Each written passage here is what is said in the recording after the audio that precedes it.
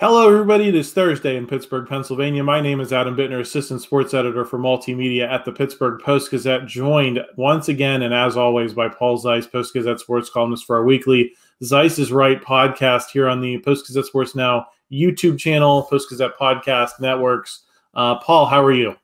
I'm doing well. How are you doing, Adam? I am hanging in there. We got a lot to talk about today, Paul. Travis Kelce decided to weigh in on Mike Tomlin. Can't pass that up. That's too much red meat there. And also, I want to talk about the quarterback situation this year and the choices that Mike Tomlin has primarily made and who plays and who doesn't. Not just Mason Rudolph versus Kenny Pickett, but Mason Rudolph versus Mitch Trubisky.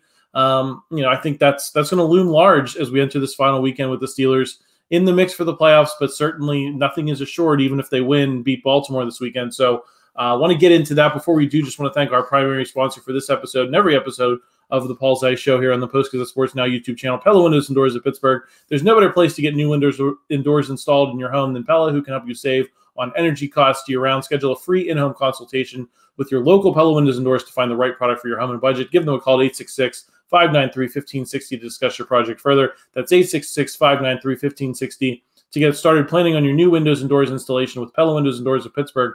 Paul, Travis Kelce, who, I think is the personification of media at this point, has one of the most successful podcasts in the world. Obviously, his romance with Taylor Swift has been front and center this fall for NFL fans and people far beyond the sports landscape. He weighed in on the Mike Tomlin situation here in Pittsburgh, saying the media is dumb for suggesting that it may be time for him and the Steelers to part ways, that things have gotten a little bit stale. You and I have talked a ton about the Mike Tomlin situation on here. Travis Kelce, I mean, honestly, I don't know how much he could possibly have to say about the Steelers, considering I think he's got enough on his plate now, Paul. But what do you make of Travis Kelce's comments there as the red meat that I think everyone's talking about on social media today? Well, if Travis Kelce is for something, I'm sure that we're on the right side of it if we're against it. That's for sure, because he's a total meathead. That's my first thought. Secondly, this is not that really uncommon of a take from people that are in the NFL and whatever, because again, Travis Kelce, how much has he observed the Steelers really over the last 5 to 8 years? Probably very little. In fact, his dealings with the Steelers probably were in games where his team destroyed the Steelers. So my thing is maybe he wants Mike Tomlin to stay around because he knows it's easy for the Chiefs to beat the Steelers. But the flip side of it is, again, I think most people are looking at the small picture, which is the never had a losing season crap, and not looking at the big picture, which is hasn't really had a lot of winning postseasons either. And at some point you have to ask yourself, is the point to have what is the point? Is the point to have non-losing seasons, or is the point to win in the playoffs? And I think most of the people in this town will acknowledge that Mike Tomlin is a very good coach, right? But he hadn't gotten done lately. And if they lose, if they don't win a playoff game this year, that'll be 13 out of 17 years he hasn't won a playoff game. That's not a small sample size. And when you especially consider that two of those 4 years happened in his first 4 years, two of those winning, years where he won a playoff game, it probably puts it into even bigger perspective. So to me, all of these people on the outside, they all have something to say about the idea that somehow we're the crazy ones, when the reality is, we're here every day. We watch it. We've watched it the last, 6-7 years. And that's what our perspective is. And so, Travis Kelce, to me, how about worry about being a good tight end again? Stop worrying about, saying, and this shtick and this routine has started probably a year ago with him, where he's like become this Mr. I'm WWE now because that's going to be my next career. I know this career is winding down. I mean, he's absurd to me, and he's also irrelevant. So there's that. Well, I mean, any Swifties might disagree, Paul, but let me ask the question this way. Do you think that it's like an industry thing, in that the people that are in the football industry respect the non-losing seasons thing a lot more highly than people that are – because I think we're couching it as Pittsburgh media versus the rest of the country a lot of the time. But sometimes I wonder if it's more of if you're in football and you work in football, listen, it's a titanic achievement, in my opinion, if you look at it just at that 30,000-foot level. 17 non-losing seasons, incredibly hard to do. Mike Tomlin, like you said, deserves a level of respect for that. Locally, we talk about how things feel stale, though, and how he has not won in the playoffs. But do you think that people in the football industry just see it differently? Or do they look at what Mike Tomlin has done over the last 5 or 6 years with an aging Ben Roethlisberger and the transition to new quarterbacks and say, hey, he kept them in the mix every single year during that time when probably a lot of coaches would not have? There's something to be said for that. Absolutely. There's something to be said for the fact that they keep themselves afloat and everything else, right? But I'm getting a kick, for instance, out of this whole thing about how, well, look, he got in the rebound, and look, they're coming back, and all this other stuff, and a lot of teams would have fallen apart here. Okay, if he's this great coach that's able to rally the troops, why did they lose the 2-2-10 teams back to back, so that they're in this situation that they're in to begin with? I mean, Adam, how many years in a row now have we watched this team have to scramble at the end of the year to try and make it to the playoffs? How many years in a row now have we seen that? So, okay, it's great. His teams haven't fallen apart at the end, and they keep fighting till the end and all that other stuff. Good.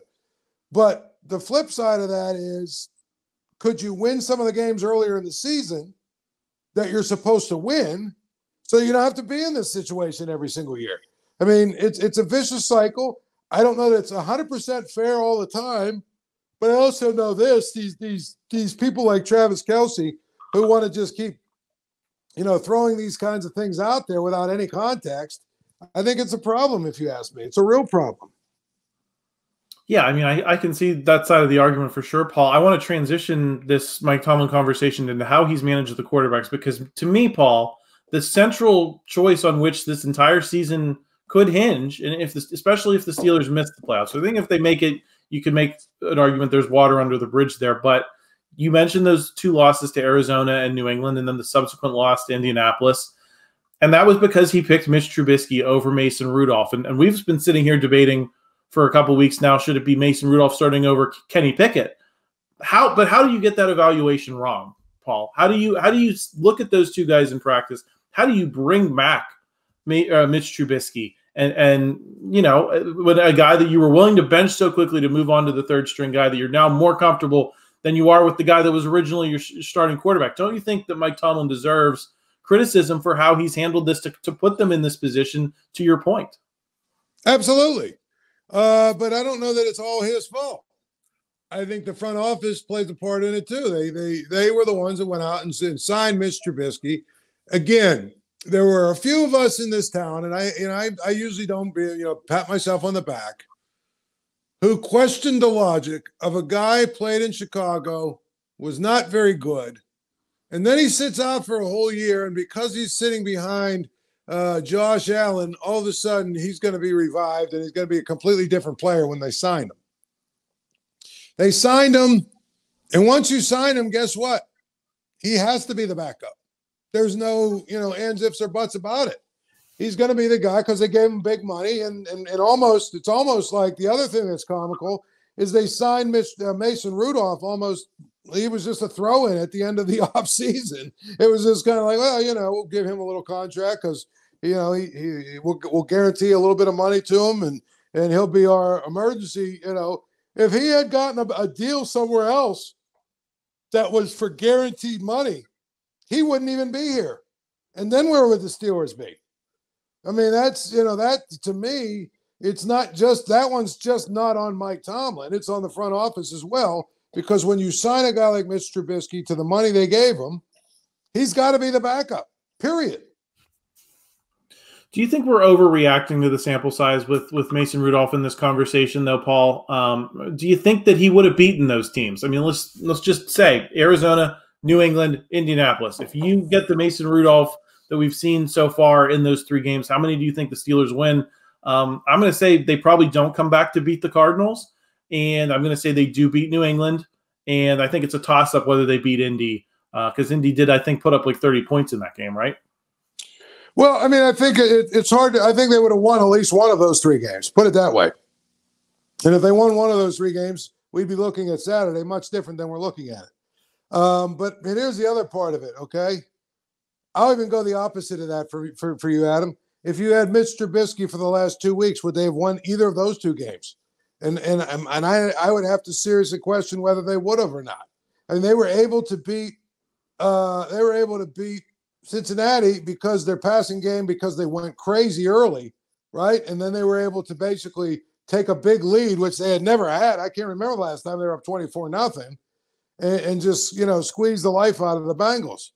I mean, I think if Mitch Trubisky would have played it, it likely could have been like it was 7-0 at halftime or something. It's a much different game. Man, who knows? Maybe he throws a couple of picks and it's, 10-7 the other way. And in terms of Seattle, again, everything that's working for the Steelers right now, it's working because there's actually a threat of a pass right now. Teams have to respect the throw down the field. They have to respect the pass a little bit. We saw that in Seattle when they tried to move their safeties up. Mason Rudolph made them pay. I don't know that either of the other two quarterbacks would have done that. So to me, I think if Mason Rudolph would have played, to answer your question, the last 5 weeks, it wouldn't shock me if the Steelers were 4-1 of those 5 games. Yeah, I think that way too. I think it was 50-50 whether you beat Indy, because they were in that game for decent chunks, even though they weren't playing very well, and then they kind of got away from them at the end. I just think they were in such a hole with Arizona, with the rain delay, all that stuff. I think it would have chopped things up enough that I think it was going to be hard to come back after the hole they had dug themselves. But I would have liked to have seen how they could have fared in that game. So I think again that's where it's just. That's going to be the theme of the season if they miss the playoffs, Paul, is that you didn't get it right with that choice. And you're right, there are other people involved in that conversation. But to me, the buck stops with the guy who sees them in practice every day and makes the choice when the season's on the line. Like, look, if you want to say Mitch Trubisky's the number 2 when Kenny Pickett's the starter and you want to give him his shot, but as soon as it's obvious that he's not going to get the job done, you got to have a quick hook and you got to be quick to acknowledge the mistakes to avoid the situation where you're in. And it's just part of the stubbornness we've seen with this regime that includes Tomlin, but also includes Omar Khan and some of the guys that came before him in the front office. Paul, I also wanted to ask about now that you've digested the week a little bit, are you sure Kenny Pickett, because we talked about this on the post-game show, and you were pretty confident that Kenny Pickett's definitely your number 1 to start next season. Is the way things have unfolded and his apparent dissatisfaction, even if he didn't refuse outright to be the backup, as some people have reported, let's just say he's not happy. Do you think it's a sure thing that he's the number 1 going into next season, especially if Mason Rudolph plays well this weekend? Well, I think if he plays well this weekend, here's the thing, Adam. If they don't make the playoffs, I think there's no question 2 things are probably going to happen. 1, Mason Rudolph will not be here next year, and Kenny Pickett will be the starter. Even if Mason Rudolph plays well and they win and then they just don't make the playoffs because of tiebreakers, I believe that Kenny Pickett will be the starter next year. I do. I could see a situation. I mean, I think Mitch Trubisky, we can all agree, is gone. I think if Mason Rudolph wins a couple of playoff games, that's different. Then all of a sudden, I think the Steelers have to take the idea of him being their starter seriously. But if he wins, especially since they just announced Tyler Huntley is starting for Baltimore, which is not a surprise. We knew that was going to happen, but it just got announced, so it's official. It's easy if you're the Steelers to say, well, the Bengals defense was bad. Seahawks are terrible against the run, and so we were able to use play action.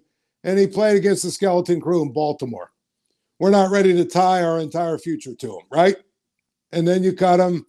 And or you don't cut him, actually. You just don't re-sign him. He goes somewhere else as a backup somewhere. Mitch Trubisky's gone, and then they go out and sign a veteran.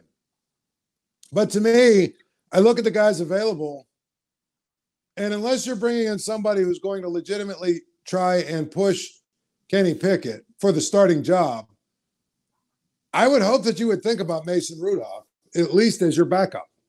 Now, Mason Rudolph might say, I'm going to go somewhere else where they're going to give me a shot really to start. But the counter to that is, well, it's basically you're fighting against Kenny Pickett. Do you think you can beat him out? You go over here. I'm not sure who's over here you're going to have to compete with. But here, you already know who you got to compete with. And quite frankly, your last 3 bodies of work probably puts you in a position where you are at the very worst on even ground. So I just believe that this, I believe this. If the Steelers don't win a couple playoff games with Mason Rudolph as the starter, Kenny Pickett will be the starter next year. And I would say there's less than a 50% chance Mason Rudolph will be back. Wow. I mean, I admit I admire you staying firm to your feelings, Paul. I just think that, man, he's been so good, and we haven't seen much of that from Steelers quarterbacks in 5 years, as we've talked about. It's going to be a tough pill for, I think, a lot of people to swallow after getting teased with these last couple of games. And granted, Mason Rudolph could go out there and be the guy that tied the Lions 16-16, and maybe this changes the tenor of the conversation. But right now, boy, I mean, that's tough, I think, for a lot of people to hear. Paul, do you have any concern about the evaluation of quarterbacks moving forward, given the way that this season has unfolded, given the way that Kenny Pickett has gotten his shots by any reasonable measure and has not lived up to any expectations? I think he still has 6 touchdown passes for the entire season. That's not good enough. Do you look at Mike Tomlin? Do you look at Omar Khan and Andy Weidel and the guys they have in that front office and say, I don't know how I feel about them being able to bring in anyone that can fix this situation in the long term? I'm probably more concerned when I look at their evaluation of quarterbacks that they all sat in a room and they determined that Chris Alawadukin is a better choice than Brock Purdy. That probably is a little bit more alarming to me than anything else. And I believe that they picked Kenny Pickett. If people say, well, because he went to Pitt, if he went somewhere else, I don't believe it's because he went to Pitt, Adam. I believe it's because they were familiar with him. They're familiar with his body of work. If that Isn't makes that sense. the same thing? No, because I think what it is they got to see him a lot. They got to see him play. They got to see him practice. They got to see him a lot. They were familiar with him, So I guess technically it is, but I think there are some people that are trying to make it out like, oh, well, they just wanted him because he, played well at Pitt. No, I think the fact that he was at Pitt made him local and made him somebody that was accessible to them, that they were able to really see him up close and personal at practice and a lot of other places. And they got to know him and all that other stuff. It's a proximity thing, but it's also a familiarity thing. So to me, I think when they knew they needed to take a quarterback, they evaluated all the quarterbacks in that draft. And let's face it, looking back at that draft, I don't know that any of those guys were first rounders, second rounders, or even third rounders, right? Yeah, but I think that is that's where you say, Paul, did that make the difference that he was here? And I would say the same thing if you brought in Trace McSorley 5 years ago, whatever. It doesn't. The Penn State thing doesn't matter, and people get lost in the sauce, and way too much radio airtime in this town gets devoted to whether the critics of Kenny Pickett are just Penn State fans, or whether the critics of Pat Fryermuth just hate him because he went to Penn State. I mean, I'm not here for any of that. I just think that if you look at the totality of the roster, like Pat Fryermuth's here. Who's the other quarterback in the room right now? One of the other 4. Trace McSorley is their number 4.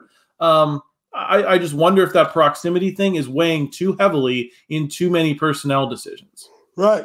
Well, I agree. I don't know that too many, because Pitt is, the Steelers haven't traditionally gone out and taken Pitt players. But I think in this situation, seriously, look into history of the last 15 to 18 years. They haven't gone out and taken a bunch of Pitt players. And there were a few there that probably, looking back, they should have. But my point is, I don't know that their evaluation of quarterbacks, I don't know, put it this way, with Andy Weidel and Omar Khan, I don't know that we can necessarily get 100% behind the idea that their evaluation of quarterbacks is bad. First of all, Pickett was drafted by Colbert. Second of all, Mitch Trubisky was actually re-signed, wasn't he? Or they signed him to a 2-year deal initially, I think. Right. So they have responsibility for him. He was here. My point is he was here. And Mason Rudolph, let's face it, they were signing him as sort of a third guy that, hey, if we have a third emergency quarterback, at least he knows the system, yada, yada, right? So I don't know that we can say their evaluation of quarterbacks are bad, other than I'm not sure, how you can watch practices. Although I will say this. if you went and put them in practice right now, Mitch Trubisky would look better than Mason Rudolph because he's got more arm talent. You know, he's a better athlete. He does all the things that you want. He's one of those guys, though, that once the bright lights get on, he just loses his mind. He just forgets how to play or something. I don't know what it is. You know, some guys are good under pressure and some guys aren't. I mean, Rudolph, I don't know that he's a model of handling pressure, but he sure seems a lot more calm in the pocket and he knows where the ball should go. And I think exactly. There's a lot of people drawing the connection to Ben Roethlisberger. He's the only guy who played with Ben. And the thing that I've noticed in these couple of years, and I've said this a few times on this podcast, is that even when Ben's physical skills were gone, he knew where the ball needed to go. And I think that made the difference in a lot of those comebacks and a lot of those close wins was, you know, that his brain was still there. And whether he could execute everything physically was a different question, but he knew where the ball needed to go. And I think that's what we've seen with Mason Rudolph is there's a decisiveness and he knows where the ball needs to go. And I think there's something to be said for that. True. Sometimes you can't evaluate that always in practice. That's all I'm telling you. You know, in practice, it's a little bit less, and you're evaluating a little bit more on talent. By the way, I just saw this list. You'll love this. The quarterbacks who are starting this week, here's a list of guys who are starting games, starting with our good friend Tyler Huntley. Tyler Huntley, Sam Darnold, Blaine Gabbert, Jeff Driscoll, Carson Wentz, Nick Mullins, Trevor Siemian, Easton Stick, Tyrod Taylor, Sam Howell, Jarrett Stidham. And you know who else they put on the list? Mason Rudolph. I don't think that's very fair to Rudolph. But, you know, it just goes to show you, I just don't think there's that many good quarterbacks. Yeah, it is an exact science. I mean, looking at that list, I bet you Mitch Trubisky gets a job again next year. Someone's going to give him a shot next year. There's no question. So my point is, I think the Steelers this offseason, this is listen, when I'm wrong, I say it. This is one of those things where I think they will basically have Kenny Pickett and they'll go out and sign a veteran and might even draft a guy. They'll have a completely different quarterback room this next year. Yeah, I think that's possible, Paul, but I think there's going to be a lot of noise between here and there if they don't bring Mason Rudolph back and he plays well this weekend. I want to get into the colleges a little bit here, the Peach Bowl and some of the national stuff with Michigan and Washington winning their college football playoff games. Before we do, just want to thank a couple more sponsors, Goldberg, Persky, and White. If you were diagnosed with mesothelioma or lung cancer, call your local attorneys at Goldberg, Persky, and White. For over 40 years, their firm has represented thousands of lung cancer and mesothelioma victims. Call 1-800-COMPLEX or visit gpwlaw.com for a free consultation. Also want to thank Propel Schools. Propel's 13 public charter schools in Allegheny County build a solid academic foundation for lifelong learning and offer more personalized instruction at every level during your child's kindergarten through 12th grade education journey. Give your children the quality education they deserve. Learn more and apply to Propel Schools by visiting propelschools.org. Paul, Penn State goes down to the Peach Bowl, and the defense that was quote-unquote ranked number one all season statistically, who got to play Michigan State and Indiana and Rutgers and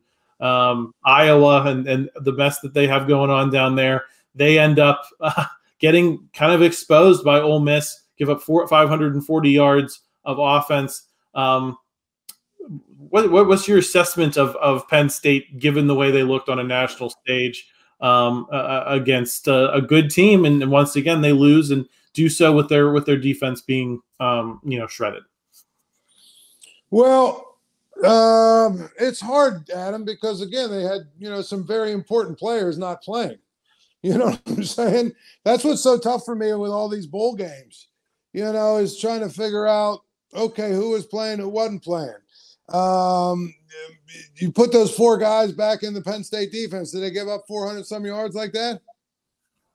Yeah, I mean, I said this on the Penn State podcast that I did with Seth Engel. I mean, obviously, if you have Johnny Dixon and Kalen King there at the two corner spots, you're not getting, I think, nearly as exposed. But still, Paul, I think there's a big difference between a dominant number one defense and a defense that looks like that because of four players, right? Or two corners and maybe to a lesser degree some of the other guys like Chop Robinson. Like they had 8-9 guys rushing the passer well this year, Paul. That should not be the gap. It's should you look worse? Sure. I mean, Ole Miss is good. You have less of your guys. This is also next season's defense, though, Paul. And I looked back and I cited these statistics on the Penn State podcast with Seth as well.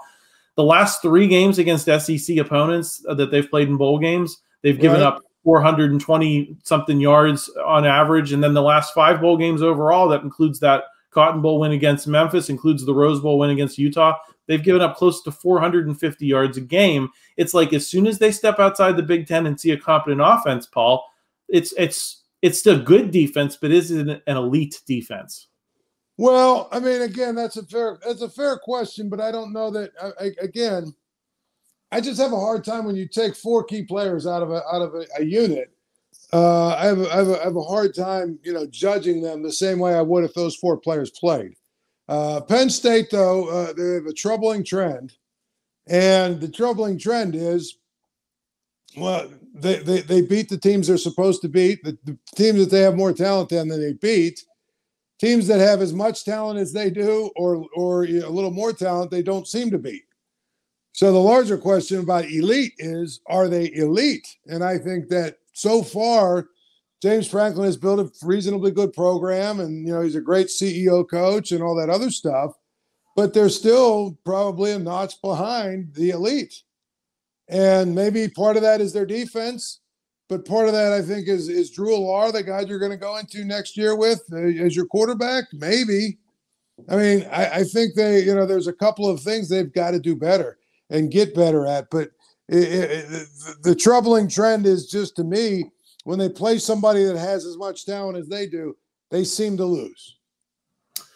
Here's the thing, Paul. I don't know if Ole Miss has as much talent as them. I think if you go down that roster, I think Penn State has more talent, and I think Ole Miss was a better team, and that's where, I think there's valid questions. And here's what I'd say, Paul. I have no confidence, having watched that Peach Bowl, and even if Penn State had their guys in there, that they don't get diced up by Michael Penix and Washington and that passing attack and some of these other paths. That I think Ole Miss probably still wins the game, to be honest with you. If Kalen King and Johnny Dixon are in there, maybe it's a little bit closer. Maybe you don't give up nearly as many explosive plays, but I still think they lose that game, having seen it up close. The Penn State defense is just, you have to adjust for the teams that they play, and I think the Big Ten is in such a garbage position, at least with the teams that were in the Big Ten this season. Maybe next year when you add Oregon, USC, Washington, the quality comes up, but there's so many bad offenses, Paul. And I think they propped up not just Penn State. I think they propped up Ohio State. I think to some extent they propped up Michigan, right? Is that Michigan gets to play these trash teams and just dominate them. And that's kind of my big takeaway from bowl season is that the Big Ten just does not have the offenses that you can fairly evaluate how the Penn States and the Ohio States and the Michigans of the world are going to compete on a national stage. And I think that leads well into my next question, Paul, which is, going into next season, do you think that there's possibly a difference between Penn State getting to the playoff and being an actual threat to win in the playoffs? Because for a long time, I've kind of felt like, well, if they get to a 12-team playoff, they get different matchups than Ohio State and Michigan, they'll have a chance to maybe, do what the Steelers did when they won a couple of those Super Bowls in the Peyton Manning and Tom Brady era, just beat the right teams at the right time and hoist your Lombardi trophies. I think that was my theory for Penn State, but watching them play that game against Ole Miss, it makes you wonder that, if they face a team like that in a playoff, can they really win? Well, no. I mean, that's the point. One of the things Penn State fans, and I'm glad you said that because I've heard that from a lot of Penn State fans. Well, if they just next year they'll get into the 12-team playoff, yada yada yada yada, right? And once they get in, I mean, anything can happen. No, I don't believe that. I don't believe anything can happen, especially not in college football. I think that, Penn State's got to get better. What were they, 10th, 11th going into the bowl season? Yep, 10th. 10th. So that means they would have played what? So the top 4 get a seed. So 5 plays 12, 6 plays 11, 7 plays 10. They would have probably, was that Georgia or somebody? They could have got somebody like Georgia, basically, right? I think Georgia was 6th, maybe Georgia was 6th. Ohio State was 7th, yeah. Okay, so for purposes of playoff game, I bet you they would have flipped those 2, and they might have got Georgia. Is Penn State beating Georgia this year? No, they're not. My thing is, just because because they expand the playoffs to get you in, that doesn't necessarily mean that's taking you to the next level. There's a whole lot of teams that are going to get into the playoffs that will never win a playoff game or never become close to getting to the Final Four, right? So Penn State's got to prove that they can do it at a higher level than they're doing it. That's the biggest thing they're going to have to do. Yeah, I agree, Paul. I want to ask you a couple of national questions too. Specifically, there's just been a lot of discourse. I know you were talking about it last week with the opt-outs of the Orange Bowl. It was ugly. Georgia dominated a Florida State team that didn't frankly belong there with the guys that they brought. Do you think that the 12-team format fixes the big bowl games, number one, and that you're not going to have opt-outs? They're all going to be playoff games. They're all going to be nationally relevant. So we don't have to sit and talk about an Orange Bowl that is a joke. And number two, do you think that the future of every like lower tier bowl game below that is just going to be you're going to have opt-outs, you're basically looking at these games as a preview of next season more so than you're looking at it as a capstone to the season that just ended. Is that an acceptable college football world for you where the Citrus Bowl, it doesn't matter now, it's probably not going to matter in the next world. But maybe we just have to reframe our understanding of what bowl games are. Well, I would say this: teams that have a multiple NFL guys, the top picks, for the most part, those teams are going to be in the playoff. I mean, if you see the most opt-outs, right? You don't see a ton of opt-outs early in the bowl season, right? You don't see a ton of opt-outs. Even, you see even like a team like USC has one or two, and obviously it was an important one. But hell, the kid they played looked like he was better than the kid that opted out. My point is, you're probably going to have less opt-outs from the standpoint of the biggest bowl games have the best players. Now, here's where it gets dicey, Adam, and this is what nobody wants to talk about. If they're not going to pay players more for these games, right? I use the example of Jared Verse from Florida State. He played in the ACC championship game. That's game number 13. They finished number 5, which means they'd have to win 4 games to win the national championship. You think some of these guys are signing up to play 17-game seasons? I bet you there's going to be some opt-outs. It won't be quite as bad, but there will still be some opt-outs when it comes to the playoffs. Or there'll be guys who, they're a little bit banged up and they probably could play that won't play. So I don't think it's going to fix everything.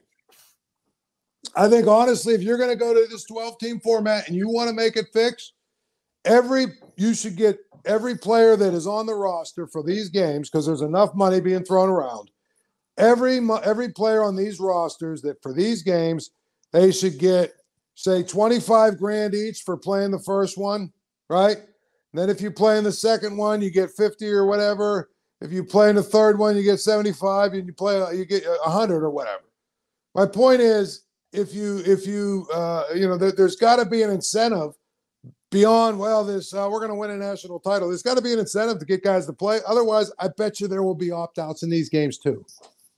Oh, I disagree with that, Paul. I think that even if there's the suggestion that a guy might opt out, I think they will find the NIL money to get that guy to. I don't think there's any way that if, let's say hypothetically, it was Penn State, and you said that Nick Singleton was going to opt out of the bowl game, I think Penn State finds the money to make sure he's there for the entire playoff run. I think that, especially because we're talking about the programs that are going to have the money in those games. We're not going to be talking about, other than a group of 5 team. We're not going to be talking about like a Pitt, maybe Pitt would struggle more to get the money. I thought it was against the rules to incentivize playing in bowl games. I thought it was against. I thought the whole pay for play thing was against the collective. I mean, I'd be surprised if that's how, because also technically that first round, Paul, those aren't bowl games. They're playoff games that aren't bowl. And I actually don't know. And I've been asking everyone I know this question. Do the losers of these first round college, on campus college football playoff games, do they get to go to bowl games? Like if you're Penn State and you go and you lose at Georgia, are you done? Are you done there in like the beginning of December and you don't go to like the Citrus Bowl or something? I haven't had that answered for me yet, but I'm assuming the answer is yes. So I think, I think those guys are. I think it's going to take care of itself. Well, we'll see. I'm just telling you. I know this. If I'm a guy that's looking at $10 or $12 or $13 million contract, I'm not sure.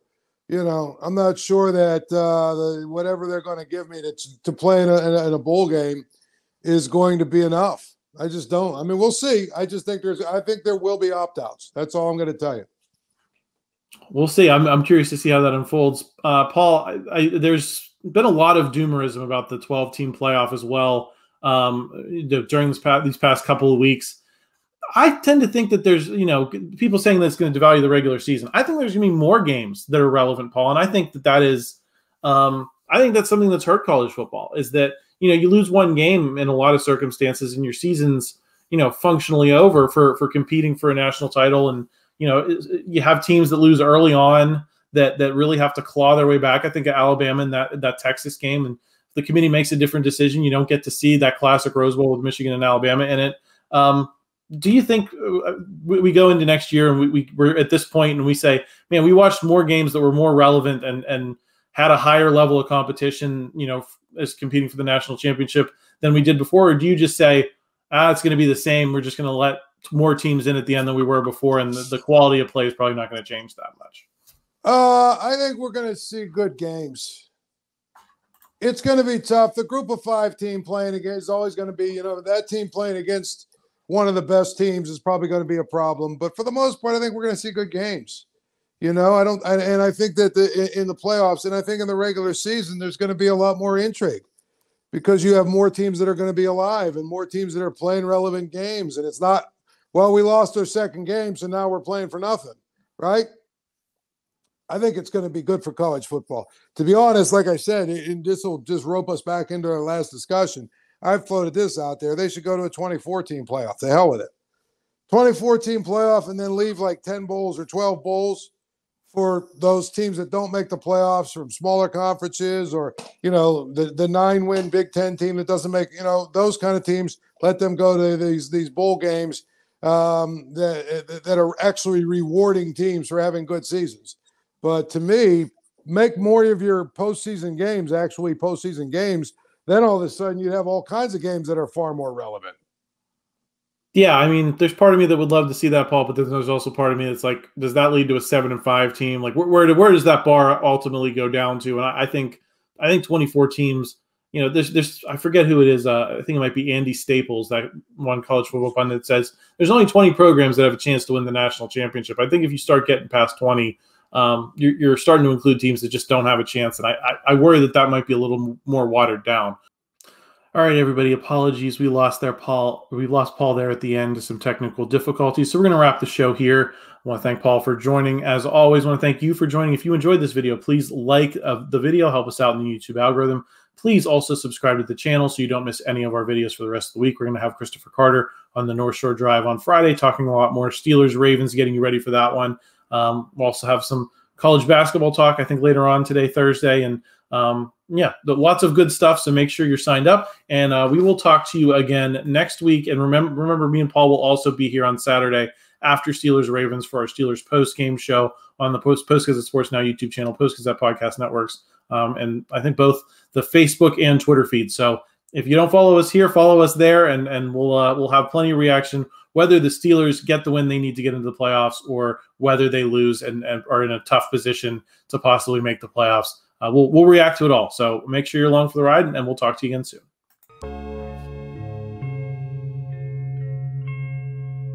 Thank you for checking out this content from Post-Gazette Sports. If you watch this video on YouTube, please like the video and subscribe to our channel. For all of the sports coverage the Post-Gazette has to offer, visit post-gazette.com.